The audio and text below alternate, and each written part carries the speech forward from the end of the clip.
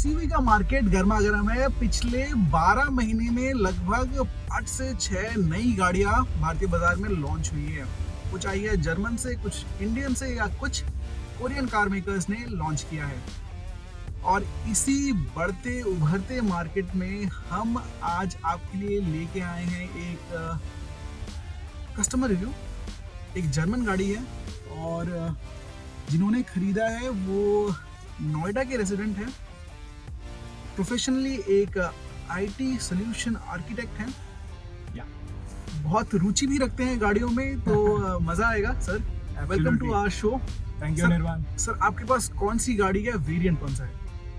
दोस्त जो हम आज चला रहे हैं भी, this is Volkswagen Tiguan GT Plus petrol, obviously that is what it comes in. GT Plus top trim है। Top trim 1.5 litre turbo petrol engine आता है। 1.5 litre turbo with a DSG gearbox which is a beautiful gearbox। बिल्कुल। Sir ने top model लिया है। Sir कीमत कितनी पड़ी ऑन रोड? ये मेरे को with extended warranty and extended service package मिला के लेस देन 21 लाख, 20,90,000 अप्रॉक्सीमेट। एक शोरूम कीमत अराउंड 17 लाख 60,000 रुपए एक शोरूम है। यस सुन के दर्द होता है क्योंकि 2 लाख रुपए ऊपर से दिए। हाँ, रूल्स एंड रेगुलेशंस। सर तो आप कब आपने ये गाड़ी बुक की थी और डिलीवरी कब मिली? ये गाड़ी लॉन्च हुई थी इंडिया में 23 सितंबर को एंड मैंने इसको बुक कराया था 30th ऑफ सितंबर एंड उसके बाद मेरे को डिलीवरी इसकी 7th ऑफ अक्टूबर को मिली थी। और द गुड पार्ट वाज मैंने प्री बुकिंग करा दी थी पहले। जब इसकी न्यूज़ शुरू हो गई थी प्री बुकिंग करा सकते हो, आपको प्रेफर्ड डिलीवरी मिलेगी, तो उससे कई महीने पहले मैंने इसकी प्री बुकिंग करा दी। तो सर एक्सपीरियंस कैसा रहा? कितना चलाया है आपने और एक्सपीरियंस कैसा रहा? राइट, सो अभी हमारा ओडोमीटर कह रहा है ऑलमोस्ट 2400 किलोमीटर एंड मोस्टली इसकी मेरी सिटी ड्राइविंग रही है विद अ फ्यू एक्सप्रेस स्टिंट्स। जैसे मैं ग्रेटर नोएडा रहता हूँ तो यहाँ से मानेसर वगैरह गया हुआ हूँ, तो बीच में 1-2 एक्सप्रेस वे आते हैं। And I would say overall experience अगर मैं 10 के स्केल पे बोलूँ तो 8.5 में दे सकता हूँ। कुछ मार्क्स काटूंगा, सो वो मार्क्स काटने के रीज़न जब आप पूछेंगे ना आएंगे, दिक्कतों पे आएंगे, बट उससे पहले थोड़ा एक्सपीरियंस पूछते हैं। इसके पहले आपके पास कौन सी गाड़ी थी? मैंने इससे पहले 13 साल अपनी स्विफ्ट डीजल चलाई है, LDI which is a hatchback, और अप्रॉक्सीमेटली 2,20,000 किलोमीटर मैंने उसमें क्लॉक किया, सिंगल, ऑलमोस्ट सिंगल ड्राइव। तो हैचबैक से जंप हुआ एसयूवी में और कीमत बहुत बड़ा, कीमत 15 लाख रुपए ज़्यादा। वो 5 लाख कुछ की पड़ी थी, 20 लाख कुछ की पड़ी है। इस प्राइस पॉइंट पे तो आप कुछ भी खरीद सकते थे, एक प्रीमियम हैचबैक सेडान। तो एसयूवी का चॉइस कहाँ से? बहुत ही it's not a simple answer, क्योंकि जब मैं गाड़ियाँ स्काउट कर रहा था अपग्रेड करने के लिए, तो मेरा ट्रिगर पॉइंट ये था कि हम NCR में हैं, तो मेरी डीजल गाड़ी थी, 13 साल हो चुके थे, तो एनी हाउ मैं 10 साल से ऊपर निकल चुका था, तो it was a dangerous thing to drive. So मैंने काफ़ी गाड़ियाँ टेस्ट ड्राइव करी। आपकी Hyundai की N-Line जो कि मेरे को बहुत पसंद आई थी दिल से, और मैं पेट्रोल ही ढूंढ रहा था क्योंकि मेरे को गाड़ी लंबी रखने का शौक है। तो बट देन सिंस गाड़ी मैं हर 5 साल में ऐसे कुछ नहीं बदलता हूँ, I wanted to keep it for long. I thought कि मैं सेगमेंट भी चेंज करके एक्सप्लोर करके देखूँ, and hence I began looking for compact SUVs, जिसमें मैंने आपकी खुशाक 1.2 ट्राई करी, Jeep Compass 1.4 litre petrol try करी, Hyundai N-Line जैसे मैंने बात किया, और Tiguan 1.5 GT Plus ट्राई करी। So I felt that yes I should be getting into a compact SUV segment now. Natural progression from a hatchback, and ground clearance was one of the other reasons which I was looking forward to a higher level car of a compact SUV.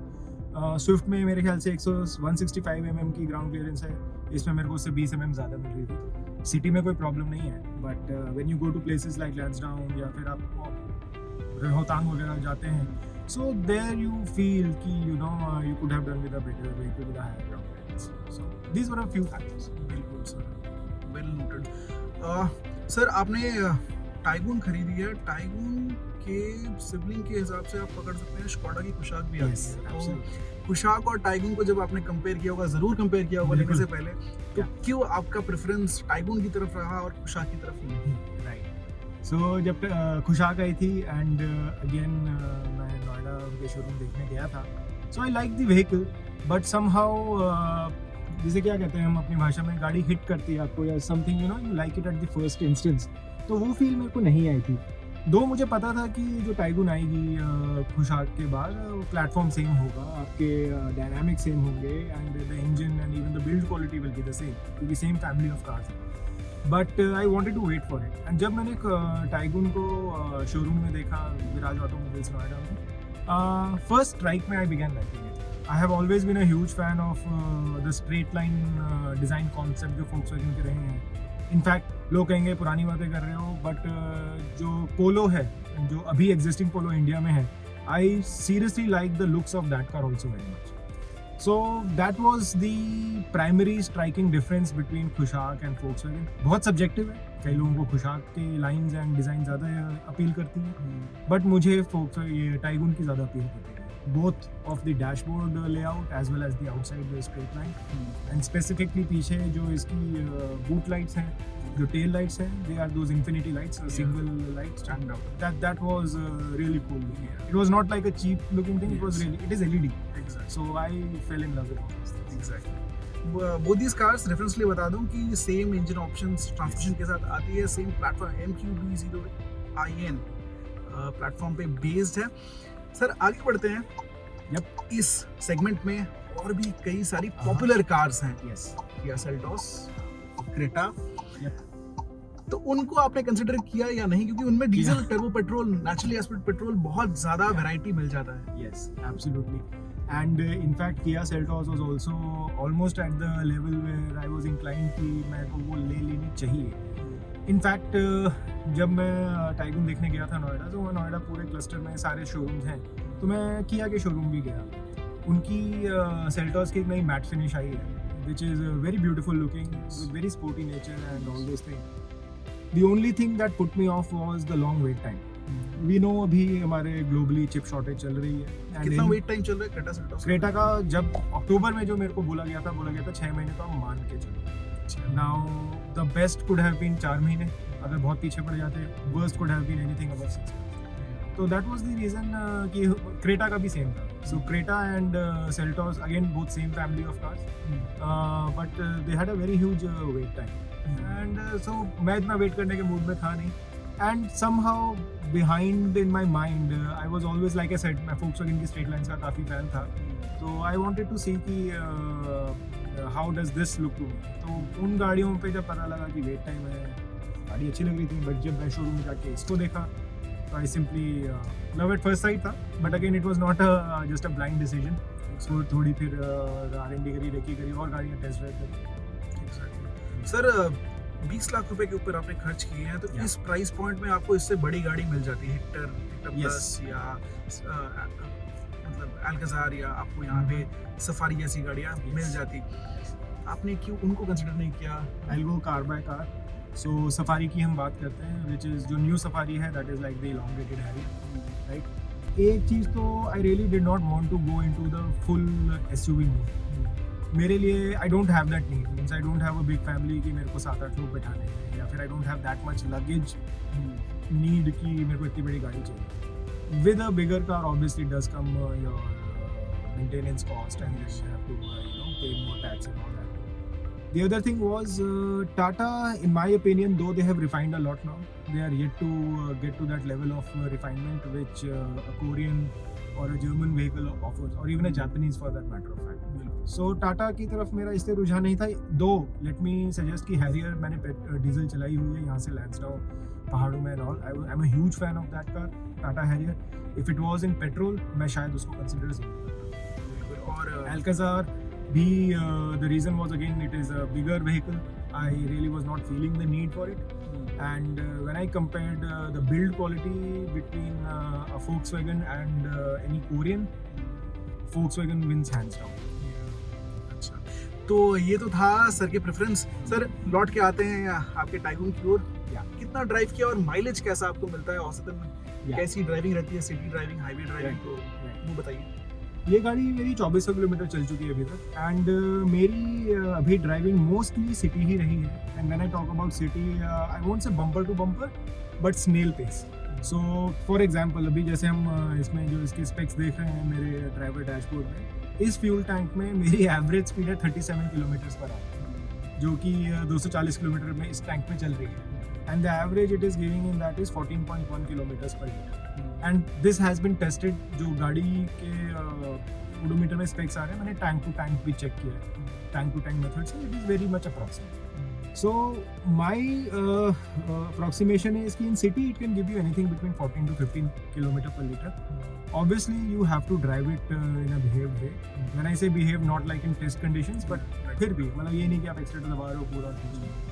Highway पे I am sure this can give easily above 18 kilometers per liter. That is my gut feeling, but again I have to test it out.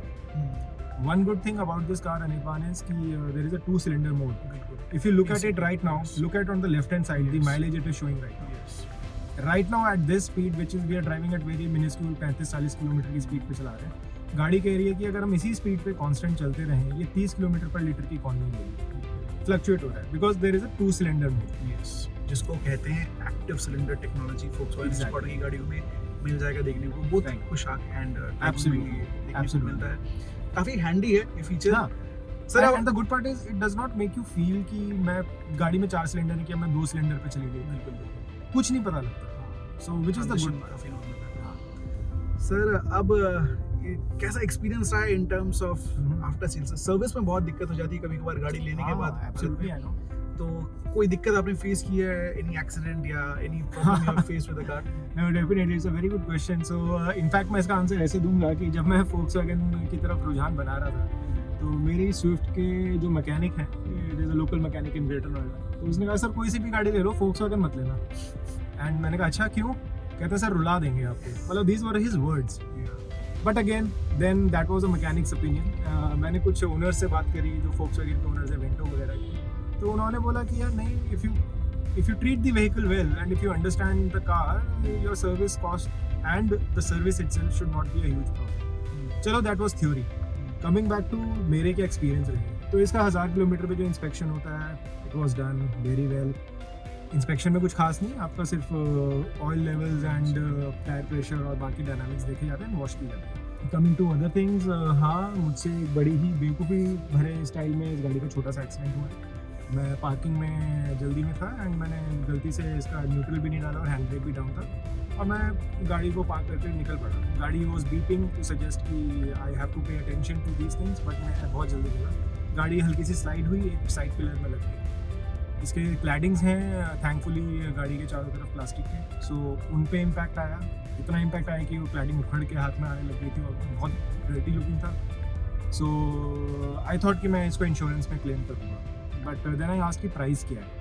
Cut short, finally उस cladding को, दोनों cladding change करा के plastic की and with proper fit and finish, the price of that repair was near 1772 rupees, which was a huge surprise and relief to me, because वही चीज़ पोलो की जो आपकी क्रॉस से एक व्हीकल आया था जिसमें भी साइड क्लैडिंग्स होती हैं, उसमें वो चीज़ अगर क्लैडिंग उड़ जाती है, वो कह रहे हैं कि कम से कम 7-8 हज़ार. So this is the new platform localisation. Sir, अब बात कर लेते हैं. बहुत सारे कस्टमर्स को EPF फिल्टर की दिक्कत हो रही है, whether it's Kushaq या Taigun. आपको ऐसा कुछ फेस करना पड़ा? No, not yet. Even I am in some forums और लोग कह रहे हैं हुई है. इवन खुशाक में तो काफ़ी आई थी, तो जिसकी वजह से एकदम से हुआ था कि यार Volkswagen की Taigun में भी आएगी. टचवुड, मेरे को अभी तक गाड़ी में ऐसी कोई दिक्कत आई नहीं. And but yes, I have heard a few people who have got them. मैंने इसके बारे में अगेन सौरभ जो सुपरवाइज़र हैं वर्कशॉप में वहाँ पे नोएडा में, मैंने उनसे पूछा था. मैंने कहा इस गाड़ी में तो नहीं आई, बट जो आ रही है आपकी गाड़ी में उसका इशू क्या है? कहता सर सेंसर का इशू है सिर्फ, और वो सेंसर फिर कंपनी बुला कर रिप्लेस भी कर रही है. कहते हैं दो obviously it is not something की कोई जस्टिफिकेशन है, बट गाड़ी के डायनामिक्स, गाड़ी की फंक्शनैलिटी में कोई इशू है. इट इज़ लाइक एक लाइट आपके सामने दिखेगी, but it is not going to hamper anything on the car. वो सेंसर का इशू. बट अगेन टचवुड, मेरे को कोई इशू ऐसा है. सर, DSG का रिस्पॉन्स कैसा रहा आपको? Very nice question. सॉरी, मेरा आंसर थोड़ा सा लंबा हुआ है इसमें भी. द फैक्ट इज़ कि मैंने 13 साल स्विफ्ट चलाई. मैं मैनुअल गाड़ी चलाने वाला बंदा, अकल में भी यही था कि गियर फर्स्ट, सेकंड, थर्ड डालना है, वैसे ही चलती है उसकी गाड़ी. तो मैं जब गाड़ियाँ स्काउट कर रहा था, मैं बहुत अगेंस्ट था किसी ऑटोमेटिक गाड़ी लेने, क्योंकि मुझे लगता था मेरे को ज़रूरत नहीं है, मैं क्यों फालतू पैसे दूँ. ऑटोमेटिक है, मेरे को तो गियर बदलने का मेरे को शौक है और अच्छा भी लगता है. इनफैक्ट जब मैंने जीप 1.4 पेट्रोल ट्राई करी, ऑटोमेटिक लोगों के कहने पे कि नहीं ट्राई करी, आई वॉज पुट ऑफ. क्योंकि इस गाड़ी में बहुत लैग है, पावर टू वेट रेशियो नहीं है और आपको लगता है कि जब गियर चेंज हो रहा है ऑटोमेटिकली एकदम से लैग आ जाता है। खुशाक 1.0 में बेटर था बट थोड़ा सा लैग था। Hyundai की N-Line और ये टाइगून की GT Plus दोनों में वो लैग नहीं, डुअल क्लच के बॉक्स के साथ। हाँ डुअल क्लच के बॉक्स साथ। एंड वो चीज़ मेरे को बहुत भाके गई। तो वो तो जब मैंने खरीदा तो मेरा तो पैमाना बस ये था कि लैग नहीं आना चाहिए ऑटोमेटिक में। बिल्कुल। बट अब 2000-2500 किलोमीटर चलाने के बाद मैं ये कह सकता हूँ कि मेरे को कभी वो फील नहीं हुआ अगर मैं गाड़ी को खींच भी रहा हूँ विदाउट स्पोर्ट्स मोड। इसमें स्पोर्ट्स मोड भी है बट अगर मैं विदाउट स्पोर्ट्स मोड भी इस गाड़ी को अगर हाईवे पे खींच रहा हूँ and I want to overtake and do things, मैं कर सकता हूँ, मेरे को कोई लैग नहीं आता। So in short the DSG is really awesome. बहुत ही प्यार से ये अडेप्ट करता है आपकी स्पीड्स को एंड इफ़ आई वांट मैं इसको मैनुअल मोड में ले जा सकता हूँ। पैडल शिफ्टर दिए हुए हैं और वो पैडल शिफ्टिंग भी आपकी बहुत ही इंटेलिजेंट है एक तरह से मैं कहूँगा। सो फॉर एग्जांपल अगर आप पैडल शिफ्टर यूज़ कर रहे हैं, आपने यूज़ करे और आप थोड़ी देर बाद यू आर क्रूजिंग राइट, गाड़ी विल ऑटोमेटिकली डिटेक्ट कि you don't need to be in a manual. वो ऑटोमेटिकली आपके वापस ऑटोमेटिक मोड में जाएगी। आप उसको ओवरराइड भी कर सकते हो, फुल मैनुअल मोड में ला सकते हैं। But again like I said ज़रूरत नहीं पड़ी। तो आई होप कि Volkswagen ही सुन रहा है and if they can bring an option where paddle shifters are not needed, people like me will not be needed. Sir features की बात करते हैं। यहाँ पे आपको एक बड़ा सा टच स्क्रीन मिलता है, Yes. डिजिटल कॉकपिट मिलता है, इसके Yeah. साथ वायरलेस चार्जिंग, सनरूफ छोटा सा है बट ओवरऑल पैकेज के हिसाब से आपको टाइगून कैसी लगी है? And compare with rivals, Creta में आपको सनरूफ Yeah. बड़ा मिलता है, Yeah. फीचर्स और ज्यादा मिलते हैं। So are you satisfied with what? Creature comfort के मामले में आई वुड डेफिनेटली सजेस्ट कि Taigun Volkswagen have to work and they could have given more things. ठीक है, सेल्टॉस वगैरह में आपके HUD आता है, हेड्स अप डिस्प्ले सामने और वेंटिलेटेड सीट्स हैं जो शायद मेरे को उतनी अपील नहीं करती, बट जो चीज़ें अपील करती हैं वो इस गाड़ी में नहीं है। For example it's a top and गाड़ी, ठीक है, Volkswagen की टाइगून की GT Plus है, इसमें आपका सन ग्लास होल्डर जो है it is just a faux, it is not actually there. ठीक है, सनरूफ एज अ ड्राइवर मेरे को इतना अपील नहीं करेगा कि मेरे को पैनोरामिक मिल रहा है नहीं मिल रहा, पैसेंजर को ज़्यादा करेगा। बट सनरूफ की जो लाइनिंग है यहाँ पे, जो रूफ लाइनिंग है, it is not the best quality, it is not that rigid as a German should feel. And हाँ, one thing which is not something which I like was कि the passenger seat जो है हमारी front वाली, तो मेरे को तो हाइट एडजस्टमेंट मिल जाती है, बशर्ते वो मैनुअल है, ठीक है, इलेक्ट्रॉनिक नहीं है, which again could have been done. But on the left hand side where you are sitting, वो हाइट एडजस्टेबल नहीं है।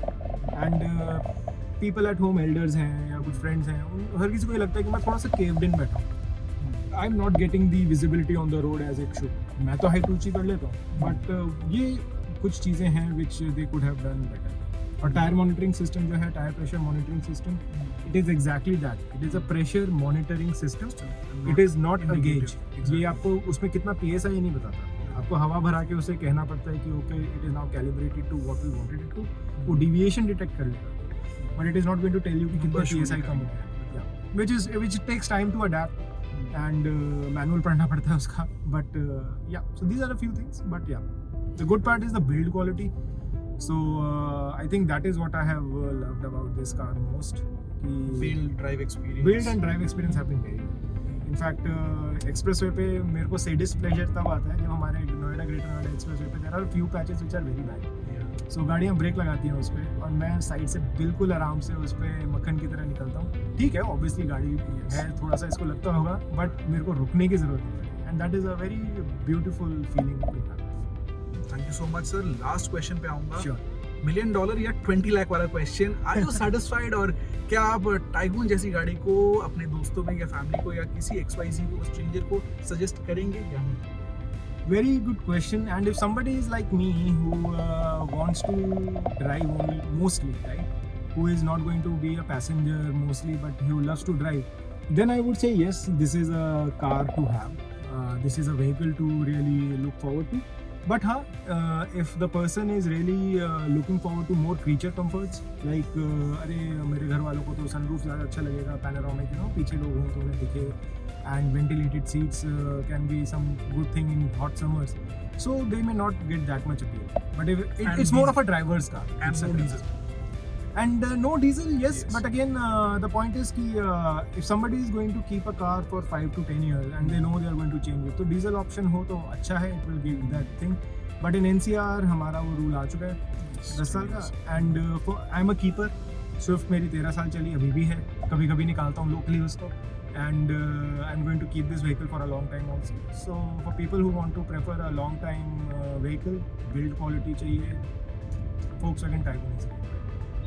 तो ये थे गुप्ता जी जो एक हैप्पी कस्टमर है Volkswagen Tiguan के. अब तक आपने वीडियो देखा हो तो पता लग गया है व्हाट आर द पॉजिटिव्स, क्या खामियां हैं गाड़ी में. अगर आपको कोई स्टोरी हमारे साथ शेयर करनी हो या कोई भी प्रश्न हो Tiguan को लेके, ज़रूर कमेंट सेक्शन में हिट कीजिए. मैं, मेरी टीम या सर डायरेक्ट उसका आंसर देंगे. Thank you so much for joining with us. Thank you. That's all we have for you. Please video को लाइक और शेयर कीजिए, चैनल कीजिए सब्सक्राइब.